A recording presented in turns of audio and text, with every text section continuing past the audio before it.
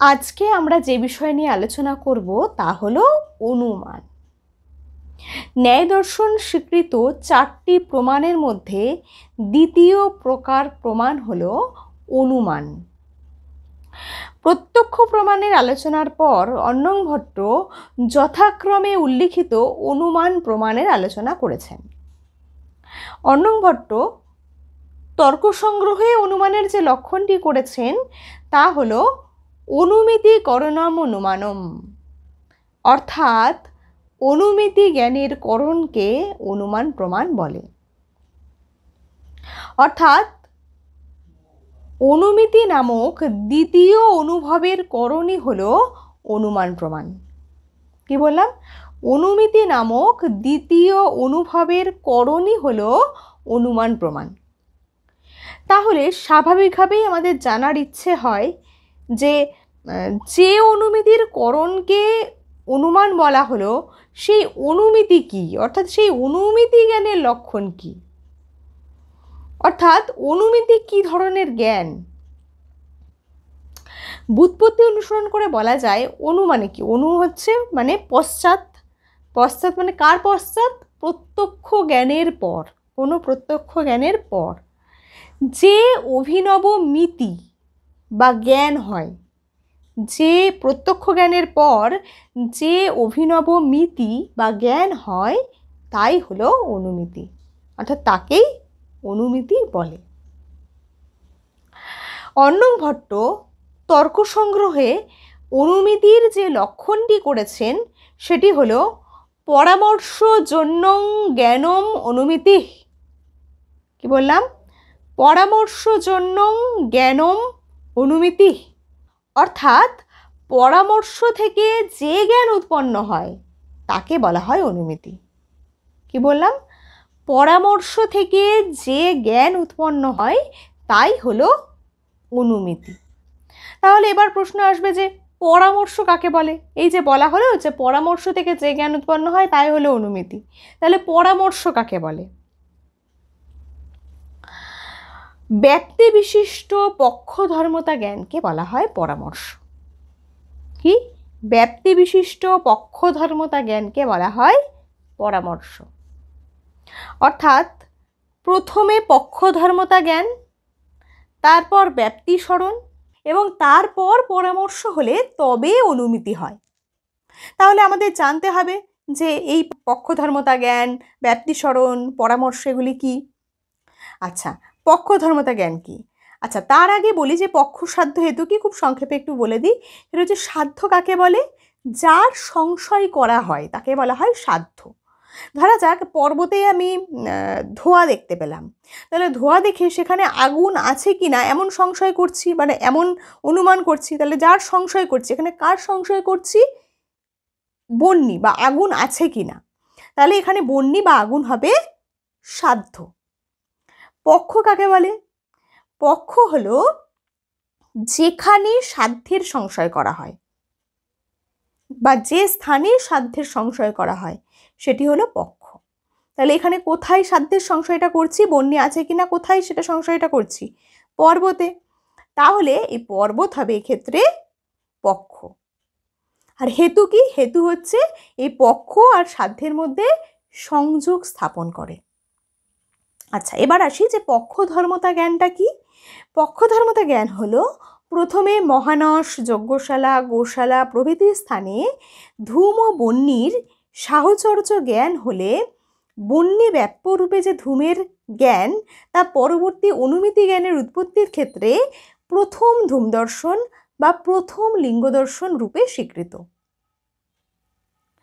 এরপর এই যে ব্যক্তি জ্ঞানটা হলো, এই ব্যক্তি জ্ঞান হওয়ার পর কোনো ব্যক্তি যদি পর্বতে ধূম দেখে তাহলে তার এই পর্বতটি ধূম বিশিষ্ট। তো এই রকম একটি জ্ঞান হয়, এইরূপ পক্ষধর্মতা জ্ঞান হয়। কেন পক্ষধর্মতা জ্ঞান?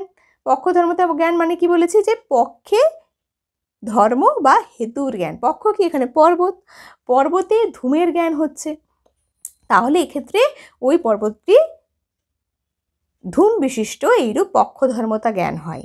এই যে পক্ষধর্মতা জ্ঞান হলো, এই পক্ষধর্মতা জ্ঞান, এই যে এক্ষেত্রে যে ধূম দর্শন হলো, সেই ধূম দর্শন দ্বিতীয় ধূম দর্শন বা দ্বিতীয় লিঙ্গ দর্শন রূপে স্বীকৃত। এরপর কি? এরপর হচ্ছে ব্যাপ্তি স্মরণ। এই ব্যাপ্তিজ্ঞানের পর ব্যাপ্তি বিষয়ক সংস্কার উদ্বুদ্ধ হওয়ায় ধূম বহ্নির ব্যাপ্য এইরূপ ব্যাপ্তি স্মরণ হয়। তাহলে কি বললাম? প্রথমে যজ্ঞশালা, মহানস প্রভৃতি স্থানে ধূমবহ্নির সাহচর্য জ্ঞান হচ্ছে, এবং সাহচর্য জ্ঞান হওয়ার পর সেটি হচ্ছে যে সেটা হলো প্রথম ধূম দর্শন। এবং তারপর কোনো ব্যক্তি যখন পর্বতে ধূম দেখছে এবং সেক্ষেত্রে তার ওই পর্বতটি ধূম বিশিষ্ট এই রূপ পক্ষধর্মতা জ্ঞান হচ্ছে, এবং এক্ষেত্রে যে ধূম দর্শন সেটি দ্বিতীয় ধূম দর্শন বা দ্বিতীয় লিঙ্গ দর্শন। আচ্ছা, এরপর এই ব্যাপ্তি বিষয়ক সংস্কার উদ্বুদ্ধ হয়, এবং ব্যাপ্তি বিষয়ক সংস্কার উদ্বুদ্ধ হওয়ায় ধূম বহ্নির ব্যাপ্য এইরূপ একটা ব্যাপ্তি স্মরণ হয়। এই ব্যাপ্তি স্মরণ হলো, তাহলে ব্যাপ্তি স্মরণের পর পর্বত বহ্নিব্যাপ্য ধূমযুক্ত বা বহ্নিব্যাপ্য ধূমবান অয়ং পর্বত এইরূপ পরামর্শ জ্ঞান হয়। পরামর্শ জ্ঞান স্থলে যে ধূম দর্শন সেটি তৃতীয় ধূম দর্শন বা তৃতীয় লিঙ্গ দর্শন রূপে স্বীকৃত। এই যে তৃতীয় ধূম জ্ঞান পরামর্শ বা লিঙ্গ পরামর্শ বা তৃতীয় লিঙ্গ পরামর্শের পরক্ষণেই পর্বত বহ্নিযুক্ত এইরূপ অনুমিতি হয়ে থাকে। আচ্ছা, তাহলে কি দেখলাম? যে প্রথমে পক্ষধর্মতা জ্ঞান হলো। পক্ষধর্মতা জ্ঞানটা কি? ওই পর্বতটি ধূম বিশিষ্ট। তারপর ধূম বহ্নির ব্যাপ্য এইরূপ ব্যাপ্তি স্মরণ হলো, এবং তারপর পরামর্শ কি হলো? যে পর্বত বহ্নিব্যাপ্য ধূমযুক্ত বা বহ্নিব্যাপ্য ধূমবান অয়ং পর্বত এইরূপ পরামর্শ জ্ঞান হলো, এবং তারপর পর্বতটি বহ্নিযুক্ত এইরূপ অনুমিতি হলো। তাহলে আমরা কি দেখলাম? যে পরামর্শের অব্যবহিত পরক্ষণেই কিন্তু অনুমিতি উৎপন্ন হয়। তাহলে পরামর্শ কি? পরামর্শ হলো সাধ্যব্যাপ্য হেতুমান পক্ষ। কি বললাম? সাধ্যব্যাপ্য হেতুমান পক্ষ, অর্থাৎ বহ্নিব্যাপ্য ধূমবান পর্বত এইরূপ জ্ঞান। তাহলে বহ্নির ব্যাপ্য ধূম যদি পর্বতে থাকে, তাহলে ব্যাপক বহ্নি যে পর্বতে থাকবে তা অবশ্যই স্বীকার্য।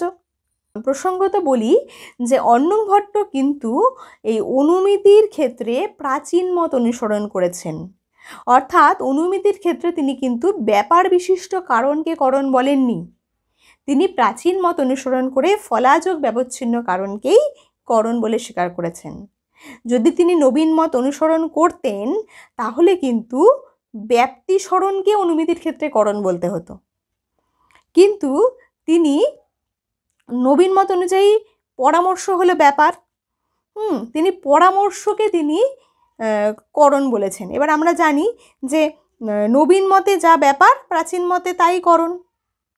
তাহলে কার্যের একদম অব্যবহিত পূর্বে যা থাকে তাকেই যদি করণ বলা হয়, তাহলে ফলাযোগ ব্যবচ্ছিন্ন কারণকে করণ বলা হলে সেই অর্থেই তিনি কিন্তু পরামর্শকেই অনুমিতির ক্ষেত্রে করণ বলেছেন থেকে আমরা বুঝতে পারি যে অর্ণব ভট্ট অনুমিতির ক্ষেত্রে প্রাচীন মত অনুসরণ করেছেন। আচ্ছা, এই যে আমরা আলোচনা করলাম পরামর্শ জ্ঞানই হলো অনুমিতির করণ। এই যে পরামর্শ জ্ঞানকে অনুমিতির করণ বলা হচ্ছে, অর্ণব ভট্ট কিন্তু দীপিকা টিকায় এই লক্ষণের বিরুদ্ধে একটা আশঙ্কা উত্থাপন করেছেন। তিনি বলছেন যে যদি পরামর্শকে অনুমিতির করণ বলা হয়, অর্থাৎ পরামর্শজন্যত্বকে যদি অনুমিতির লক্ষণ বলা হয়, তাহলে কিন্তু এই লক্ষণটি সংশয়োত্তর প্রত্যক্ষে অতিব্যাপ্তি হয়ে যাচ্ছে। তিনি বলছেন যে পরামর্শজন্যত্বকে বা পরামর্শ জ্ঞানকে যদি অনুমিতির করণ বলা হয়, তাহলে এই লক্ষণটি সংশয়োত্তর প্রত্যক্ষের ক্ষেত্রে অতিব্যাপ্তি হয়ে যাচ্ছে। তাহলে দেখা যাচ্ছে যে এই লক্ষণটি দোষদুষ্ট হচ্ছে। তাহলে আমরা আগে দেখি যে এক্ষেত্রে অতিব্যাপ্তির দোষটা কিভাবে হচ্ছে, সেটা তো আগে দেখতে হবে। আচ্ছা, তার আগে আমাদের জানতে হবে যে এই সংশয়োত্তর প্রত্যক্ষটা কি। সংশয়োত্তর প্রত্যক্ষে অতিব্যক্তি দোষের কথা বলছে, তাহলে আগে সংশয়োত্তর প্রত্যক্ষটা কি জানতে হবে। আচ্ছা, এই টার্মটাকে বিশ্লেষণ করলে খানিকটা ক্লিয়ার হয়ে যাবে। সংশয়োত্তর মানে সংশয়ের পরে যে প্রত্যক্ষ, ঠিক আছে, সংশয়ের পরে যে প্রত্যক্ষ সেটাকেই বলা হচ্ছে সংশয়োত্তর প্রত্যক্ষ। এই সংশয়োত্তর প্রত্যক্ষে অতিব্যক্তি হচ্ছে। আরও ভালো করে আমরা জানি যে সংশয়োত্তর প্রত্যক্ষ কি। সংশয়োত্তর প্রত্যক্ষ জানার আগে আমাদের জানতে হবে যে সংশয় কাকে বলে। সংশয় হলো এক প্রকার অযথার্থ জ্ঞান। একই ধর্মীতে পরস্পর বিরুদ্ধ নানা ধর্মের বা একাধিক ধর্মের জ্ঞান হলো সংশয়। দূর হতে কোনো বস্তু দেখে একজন নিশ্চিত হতে পারে না যে ওইটি স্থাণু অথবা পুরুষ, অর্থাৎ অয়ং স্থাণুর বা পুরুষ বা এইরূপ জ্ঞান হয়, এবং এই জ্ঞানই হলো সংশয়। অর্থাৎ একই ধর্মীতে পরস্পর বিরুদ্ধে যে নানা বৈশিষ্ট্যের জ্ঞান সেটিই হলো সংশয়, এবং এই সংশয় হয় বিশেষ দর্শনাভাববশত। এবং এই বিশেষ দর্শনাভাববশত সংশয় তিন প্রকার হয়ে থাকে। কি কি? সাধারণ ধর্মদর্শন জন্য, অসাধারণ ধর্মদর্শন জন্য ও বিপ্রতিপত্তি জন্য। এক্ষেত্রে আমাদের প্রথম প্রকার সংশয়টি আলোচ্য, অর্থাৎ সাধারণ ধর্মদর্শন জন্য সংশয়টি এক্ষেত্রে আলোচ্য। সাধারণ ধর্ম কাকে বলে? দুটি ধর্মের মধ্যে যে ধর্মটি সাধারণ থাকে এবং কোনো একটি ধর্ম যেটি উভয় ধর্মের মধ্যেই থাকে সেটিকে বলা হয় সাধারণ ধর্ম। তাহলে এক্ষেত্রে স্থাণু আর পুরুষের সাধারণ ধর্ম হলো ঊর্ধ্বতাদি। এই সাধারণ ধর্ম দর্শন জন্য সংশয় কেন হয়? যখন এই উভয়ের মধ্যে কোনো সাধারণ ধর্ম থাকে এবং বিশেষ দর্শনের অভাব থাকে। তাহলে এই স্থাণুত্ব ও পুরুষত্ব এই দুটি ধর্ম পরস্পর বিরুদ্ধ, কারণ তারা কখনোই এক অধিকরণে থাকতে পারে না। এবং এই স্থাণুত্ব ও পুরুষত্বের সাধারণ ধর্ম হলো ঊর্ধ্বতাদি। তাহলে সংশয় কখন হয়? যখন এই সাধারণ ধর্মটি থাকে এবং বিশেষ দর্শনের অভাব থাকে, তখন এই প্রকার সংশয় হয়ে থাকে। এবং এই প্রকার সংশয়ের মূলত কারণ হচ্ছে দূরত্বের জন্যই সাধারণত এই প্রকার সংশয় হয়ে থাকে। এই যে অয়ং স্থাণুর বা পুরুষ বা এইরূপ সংশয় হওয়ার পর কোনো ব্যক্তি উক্ত ধর্মীর কাছে যখন যায় তখন তার কি হয়? সেই উক্ত ধর্মীর বিশেষ দর্শন হয়। যেমন স্থাণুর বিশেষ দর্শন কি? স্থাণুর বিশেষ দর্শন হচ্ছে, স্থাণুর ব্যাপ্য হচ্ছে বলকল, কোটর, বক্রতাদির দর্শন। আর পুরুষত্বের বা পুরুষের বিশেষ দর্শন কি? হস্তপদাদির দর্শন। তাহলে যখন অয়ং স্থাণুর বা পুরুষ বা এইরূপ সংশয় হওয়ার পর কোনো ব্যক্তি যখন ওই ধর্মীর কাছে যাচ্ছে, এবং যাওয়ার পর সে দেখলো যে হচ্ছে এটি তো দেখছি যে হস্তপদাদিযুক্ত, ঠিক আছে, এই বস্তুটি হচ্ছে হস্তপদাদিযুক্ত এবং যে আকৃতি কেবল পুরুষেরই আছে। অর্থাৎ ওই ব্যক্তির ওই বস্তুটি যে হস্তপদাদিযুক্ত এবং যার সঙ্গে পুরুষত্বের ব্যাপ্তি আছে, বা পুরুষত্ব ব্যাপ্য হস্তপদাদিমান অয়ম, এইরূপ পরামর্শ হয়। বা এক্ষেত্রে অন্যটিও হতে পারে, যদি সে কাছে গিয়ে দেখে ওটি স্থাণু, তাহলে তার স্থাণুত্ব ব্যাপ্য বলকল কোটরাদিমান অয়ম, এইরূপ পরামর্শ হতে পারে। এবং এই পরামর্শ হওয়ার পর ওই ব্যক্তির ওই বস্তুটি পুরুষই বা ওই বস্তুটি স্থাণুই, এইরূপ জ্ঞান হয় বা এইরূপ প্রত্যক্ষ জ্ঞান হয়। এই সংশয়ের পর উৎপন্ন এই প্রত্যক্ষ জ্ঞানকে অন্নং ভট্ট দীপিকা টিকায় সংশয়োত্তর প্রত্যক্ষও বলেছেন। অর্ণব ভট্ট বলেছেন, যদি স্থাণু পুরুষ সংশয় হওয়ার পর পুরুষত্ব ব্যাপ্য হস্ত পদাদিমান অয়ম বা স্থাণুত্ব ব্যাপ্য বলকল কোটরাদিমান অয়ম এইরূপ বিশেষ দর্শনের ফলে অয়ং পুরুষ বা অয়ং স্থাণু এই রূপে পুরুষের বা স্থাণুর প্রত্যক্ষ হয়, তাহলে ওই প্রত্যক্ষে পরামর্শজন্য জ্ঞানং অনুমিতি এই অনুমিতি লক্ষণের অতিব্যাপ্তি হয়ে যাবে। যেহেতু এখানে পুরুষত্ব ব্যাপ্য হস্তপদাদিমান অয়ম বা স্থাণুত্ব ব্যাপ্য বলকল কোটরাদিমান অয়ম এই বিশেষ দর্শনটি পরামর্শাত্মক। কিভাবে পরামর্শাত্মক? যেমন আমরা দেখেছি যে ধূম বহ্নির ব্যাপ্য হওয়ায় বহ্নি ব্যাপ্য ধূমবান অয়ম অর্থাৎ সাধ্যব্যাপ্য হেতুমান অয়ম এইরূপ জ্ঞানকে যেমন পরামর্শ বলা হয়, ঠিক তেমনি হস্তপদাদিও পুরুষত্বের ব্যাপ্য হওয়ায় বা বলকল কোটরাদিও স্থাণুত্বের ব্যাপ্য হওয়ায় পুরুষত্ব ব্যাপ্য হস্তপদাদিমান অয়ম বা স্থাণুত্ব ব্যাপ্য বলকল কোটরাদিমান অয়ম এইরূপ জ্ঞানকেও পরামর্শ বলা যেতে পারে। এবং এতাদৃশ পরামর্শের দ্বারা অয়ং পুরুষ বা অয়ং স্থাণু এইরূপ প্রত্যক্ষ হওয়ায় ওই প্রত্যক্ষে পরামর্শজন্যত্ব অস্বীকার করার কোনো উপায় নেই। অর্থাৎ এই প্রত্যক্ষের ক্ষেত্রে অনুমিতি লক্ষণ সমন্বয় হয়ে যাওয়ার ক্ষেত্রে এই লক্ষণটি অতিব্যাপ্তি দোষে দুষ্ট হচ্ছে। এখানে আমি বলার সময় দুটিই বলেছি, অর্থাৎ মানে কারো যদি পুরুষের প্রত্যক্ষ হয়, মানে পুরুষের বিশেষ দর্শন হয়, তাহলে সেক্ষেত্রে পুরুষত্ব ব্যাপ্য হস্তপদাদিমান অয়ম এইরূপ বিশেষ দর্শন বা পরামর্শ হবে। আর কারো যদি স্থাণুর দর্শন হয়, তাহলে স্থাণুত্ব ব্যাপ্য বলকল কোটরাদিমান অয়ম এইরূপ বিশেষ দর্শন বা পরামর্শ হবে। তাই সেক্ষেত্রে কিন্তু আমি অথবা দিয়ে দুটোই উল্লেখ করেছি।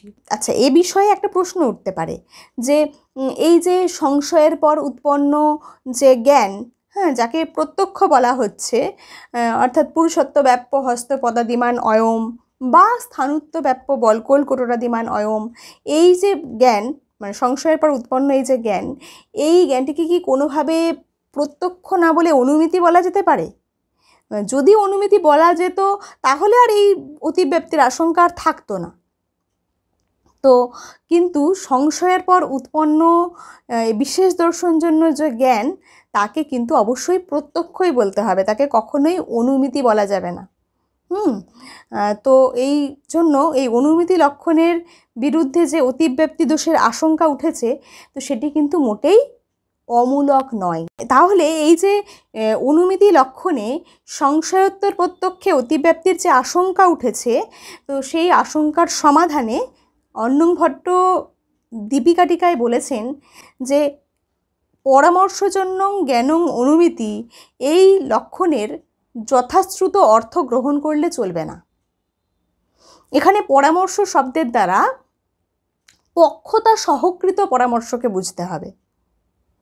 অর্থাৎ তবেই যদি পক্ষতা সহকৃত পরামর্শকে বুঝি, তবেই লক্ষণটি সম্পূর্ণ হবে, না হলে লক্ষণটি সম্পূর্ণ হবে না। তাহলে কেবল পরামর্শজন্য জ্ঞান অনুমিতি নয়। তাহলে অনুমিতি হতে গেলে তাকে যেমন পরামর্শজন্য হতে হবে, তেমন পক্ষতা জন্যও হতে হবে। ঠিক আছে? তাহলে যে অনুভবটি পক্ষতা জন্য এবং পরামর্শজন্য, তাকেই অনুমিতি বলা যাবে। যে অনুভবটি পক্ষতা জন্য ও পরামর্শজন্য, তাই হলো অনুমিতি। অর্থাৎ পক্ষতা জন্যত্বে সতি পরামর্শজন্যত্বম, বা পক্ষতা সহকৃত পরামর্শজন্য তস্য বিবক্ষিতত্বাৎ। তাহলে ওই বস্তুটি পুরুষই বা অয়ং পুরুষ এইরূপ সংশয়োত্তর প্রত্যক্ষ পরামর্শজন্য হলেও পক্ষতা জন্য নয়, এবং পক্ষতা জন্য না হওয়ায় ওই প্রত্যক্ষে অর্থাৎ সংশয়োত্তর প্রত্যক্ষে অনুমিতি লক্ষণ আর সমন্বয় হচ্ছে না। ফলে অতিব্যক্তির আশঙ্কাও আর থাকছে না। তাই বলা হয় যে পক্ষতা সহকৃত পরামর্শজন্য জ্ঞানং অনুমিতি। তাহলে এই যে বলা হলো যে পক্ষতা সহকৃত পরামর্শজন্য জ্ঞানং অনুমিতি, তাহলে এই পক্ষতা বলতে কি বোঝায়? অর্ণব ভট্ট প্রসঙ্গক্রমে পক্ষতার অর্থও তিনি ব্যাখ্যা করেছেন। পক্ষতা শব্দের সাধারণ অর্থ হল পক্ষের ধর্ম বা পক্ষ হওয়ার যোগ্যতা। পক্ষ কাকে বলে? যে বস্তুতে বা স্থানে সাধ্য বিষয়ক সংশয় থাকে তাকে পক্ষ বলে। সাধারণ ভাষায় যেখানে সাধ্যের সংশয় থাকে তাকেই পক্ষ বলে। তাহলে পক্ষে সাধ্য আছে এইরূপ যে নিশ্চয়ত্ব জ্ঞান, অর্থাৎ পক্ষে সাধ্য আছে এইরূপ নিশ্চয়ত্ব জ্ঞান থাকলে, অর্থাৎ সাধ্যের সিদ্ধি হয়ে গেলে সেক্ষেত্রে অনুমিতি হয় না। যদি সাধ্যের সিদ্ধি হয়ে গেলে অনুমিতি না হয়, তাহলে বোঝা যাচ্ছে যে সিদ্ধিই হলো অনুমিতির বাধা, অর্থাৎ অনুমিতির প্রতিবন্ধক। তাহলে যেখানে সিদ্ধির অভাব থাকে সেখানে অনুমিতি হয়। কি বললাম? যেখানে সিদ্ধির অভাব থাকে সেখানে অনুমিতি হয়। এই পক্ষতা বিষয়ে বিভিন্ন মতভেদ রয়েছে। যেমন প্রাচীন ন্যায় মতে বলেছে যে সাধ্য সংশয়ই হলো পক্ষতা। এই যে সাধ্যের সংশয় করা হচ্ছে সেটাকেই পক্ষতা বলেছে। আবার নব্য ন্যায় মতে বলা হয়েছে যে কেবল সাধ্য সংশয়কে তারা পক্ষতা বলেননি, তারা বলছেন যে সাধ্য সংশয় না থাকলেও কিন্তু অনুমিতি সম্ভব। যেমন মেঘের উপস্থিতি সম্পর্কে যদি আমাদের কোনো সংশয় না থাকে, তাও আমরা মেঘের গর্জন শুনে মেঘের অনুমান করতে পারি। তাহলে দেখা যাচ্ছে শুধু সাধ্য সংশয়ই পক্ষতা নয়।